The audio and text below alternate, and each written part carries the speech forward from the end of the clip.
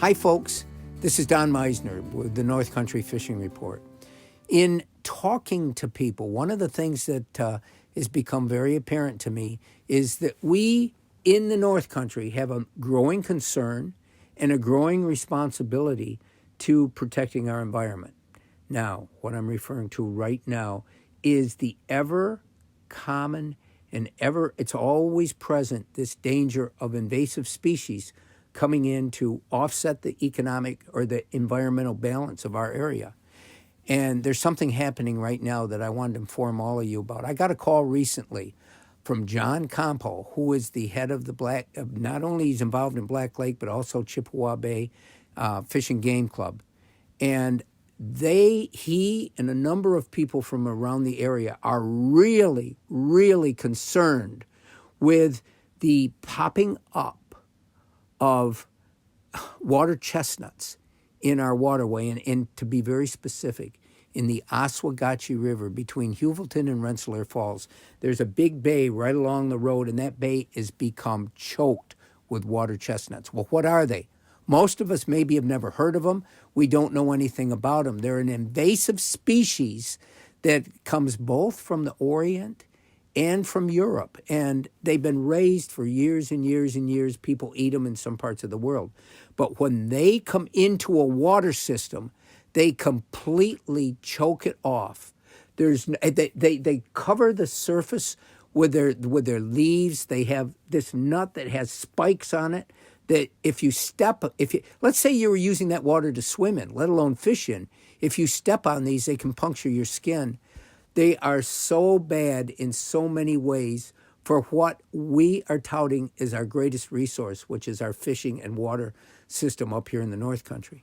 So what people from all over the North Country right now are banding together, fire departments and rescue squads and officials from different communities all realize that this is a terrible threat. What will happen in a bay where these water chestnuts start is they will cover the whole surface. No sunlight can get through. And if we don't have sunlight, remember what happens. There's no oxygen being produced. Fish can't live. They completely, nor can plants. And so you have the water chestnuts, and then underneath you'll have a bare, muddy surface.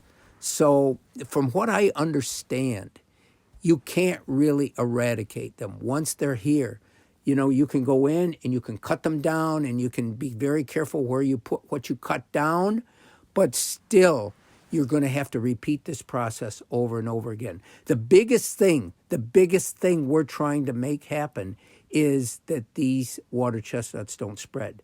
There's so many bays now in Lake Champlain where they have taken hold. The fish are no longer there. And people can't even go in and really water recreate. It blocks the surface. You can't put a boat through this stuff. So this is a huge concern. And you'll be hearing me talk more and more about this. What I would suggest is you stay posted here, because I'll bring you more information. And for us to be successful as a North Country community, and when I'm talking about community right now, I mean all the communities around that share these water resources, because most of our water is connected in some way. And these water chestnuts could easily spread to other areas. And if they do, the very thing that we're trying to do, bring people here to experience this incredible fishing, this fishing could be in danger. So now is the time when we locate a place where these have come in. And how do they come in? They're spread primarily by human beings, by their boats. And even if you go through washdown stations, all it takes is a tiny cell molecule from these water chestnuts, and they can start to spread. They really are that big a factor, or they can be, and they're really that dangerous for our environment. So stay tuned. I'll tell you more about what the communities are doing. But if we don't do it, there could be a lot bigger danger and a lot bigger problem than what we even can imagine right now. Until next time, folks, this is Don Meissner with the North Country Fishing Report.